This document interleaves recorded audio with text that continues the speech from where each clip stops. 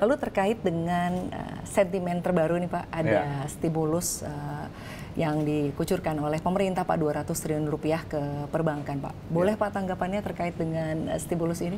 Ya, tentu kami di perbankan, sebagai perbankan syariah menyambut baik karena bagi kami tugas kami salah satunya adalah bagaimana menjadikan Indonesia sebagai pemimpin ekosistem halal dunia. UMKM halal di Indonesia ini tumbuh sangat cepat, Mbak Sinta. Dan itu rasanya perlu kita dukung bersama. Nah kami tentu saja dengan adanya keseluruhan tersebut, kami juga akan mendorong UMKM khususnya di halal ekosistem untuk mereka bisa tumbuh dan lagi tadi ekosistem halal, industri halal, fashion halal itu bisa jadi kekuatan Indonesia di dunia. Baik, artinya untuk saat ini kan supply-nya sudah ada nih Pak ya. Yang mungkin akan menjadi tantangan juga adalah bagaimana untuk bisa meningkatkan demand untuk kreditnya, begitu ya Pak ya. Artinya masyarakat mungkin sekarang sudah akan lebih dipermudah lagi untuk mendapatkan akses kredit. Gitu. Dampaknya juga mungkin diharapkan akan baik ya ke pertumbuhan ekonomi. Nah, kalau dari Anda sendiri melihat Pak, bagaimana upaya dari perbankan, khususnya mungkin perbankan syariah begitu ya, untuk bisa meningkatkan demand kreditnya? Yang pertama kami punya UMKM Center di 4 kota, di Aceh, Jogja, Surabaya, dan di Makassar. Itu salah satu bagaimana kita mengupayakan bahwa UMKM itu bisa mengelola keuangan dengan baik. Dari situlah kita bisa memastikan jika mereka punya kemampuan produksi lebih bagus, maka mereka punya demand untuk pinjaman.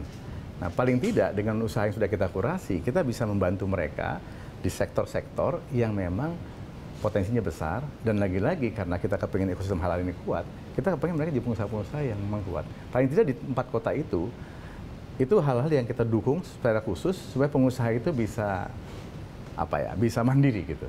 Selain memang selama ini kita juga punya kompetisi pendampingan untuk wirausaha yang memang kayak halal, termasuk pendampingan. Ada training juga?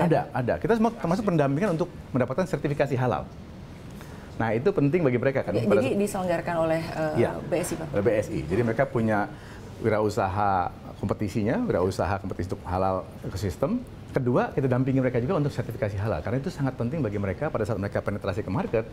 Sertifikasi halal itu menjadi unique selling point-nya mereka kan. Betul. Nah itu yang kita sampaikan. Karena ternyata mengurus sertifikasi halal itu bagi mereka bukan butuh hal proses, yang butuh proses dan bukan hal yang mudah. Mereka nggak tahu harus ngurus kemana gitu. Nah kami di Bank Syariah Indonesia tidak hanya menyalurkan pinjaman, tetapi memastikan mereka mengerti mengelolanya dan juga mengerti bagaimana mereka bisa memastikan mereka dapat label halal itu yang membuat mereka menjadi punya unique selling point di mata pedagang-pedagang lain atau konsumen lain. Itu baik, jadi artinya bagaimana mereka bisa artinya bertumbuh begitu ya di ekosistem halal ini ya Pak dengan dukungan dari Bank Syariah Indonesia. Lalu selanjutnya Pak, ini terkait dengan kucuran dana ya Pak ya.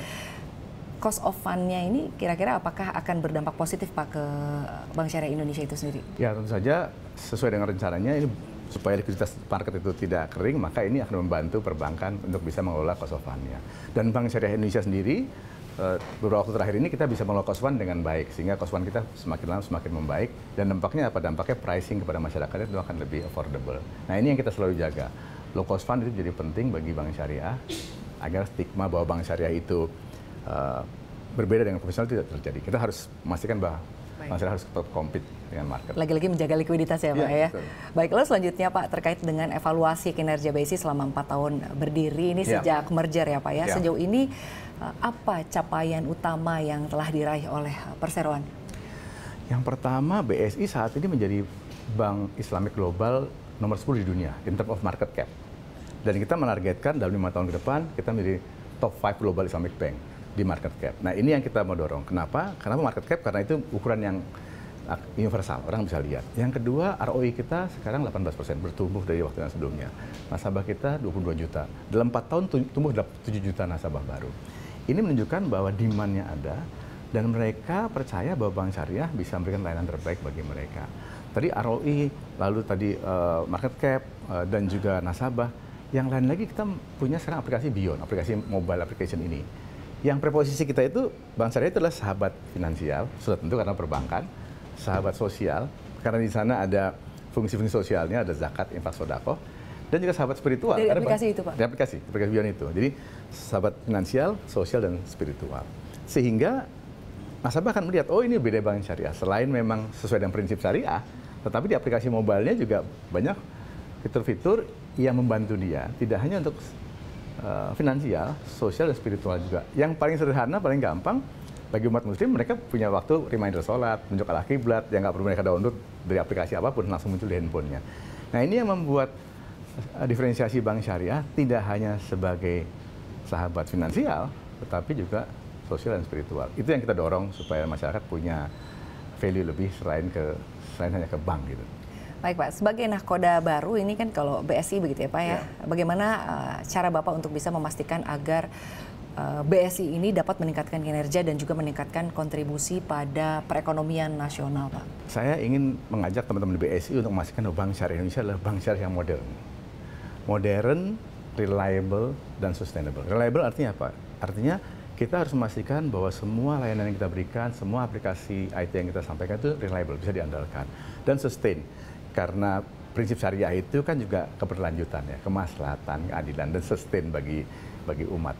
Nah, ini kita ingin pastikan. Caranya ya pasti kita harus memperbaiki semua infrastruktur yang ada. Kita berikan banyak fasilitas baru, misalnya aplikasi mobile banking ini menjadi kemudahan bagi mereka bertransaksi. Jumlah ATM sekarang sudah 5.000 lebih, memudahkan orang merasakan bahwa oh ya Bank Syariah emang Indonesia emang modern ya, ATM-nya di mana-mana. Edisinya juga bertambah, transaksi dengan kris juga dimudahkan. Sehingga orang melihat bahwa oh Bank Syariah, prinsip syariah, dan fasilitas infrastruktur sama dengan perbankan yang lain. Dan yang pasti, salah satu keunikan lagi, kita Bank Syariah. Kita mesti pastikan unik syariah produknya harus terjaga. Contoh misalnya gini, tabungan haji. Tabungan haji itu produk yang sangat spesifik ada di Bank Syariah. Kita harus dorong untuk tabungan haji, karena lagi-lagi umat muslim kita terbesar dan jemaah haji kita besar. Bagaimana kita memastikan jemaah haji bisa berangkat haji? Tabungan haji itu juga ada tabungan haji khusus, haji plus. Itu bisa kita fasilitasi juga dengan ada pinjaman untuk haji khusus. Karena mungkin size-nya besar ya. Atau umroh. Dan yang juga menarik sekarang adalah tabungan emas. Karena di ekosistem syariah ini, selain haji ada emas. Banyak nasabah yang belum sadar bahwa tabungan emas ini bisa membantu dia untuk memastikan nanti waktu dia berangkat haji dia punya uang yang cukup. Jadi mereka buka tabungan haji, mereka juga kita ajak buka tabungan emas. Supaya apa? Nanti begitu 10 tahun lagi mereka naik haji, emasnya juga ikut naik. Sehingga ini bisa untuk melunasi tabungan hajinya. Gitu. Itu sebabnya kenapa kita dorong haji dan emas sebagai sebuah produk yang unggulan. Karena 23% dari jemaah haji pada saat tahun keberangkatan itu nggak bisa berangkat karena uang nggak cukup. Baik, ada juga mungkin karena perubahan kurs juga mungkin menjadi salah satu juga, tapi memang dia belum punya perencanaan keuangan yang baik. Nah, maka dari situlah kita bilang bahwa Bank Syariah Indonesia harus hadir sebagai financial planner bagi seluruh umat Islam, termasuk para jemaah haji. Mereka tabung haji dan tabungan emas bersamaan, sehingga pada saat nanti kenaikan harga emas ini bisa menutupi pelunasan tabungan hajinya.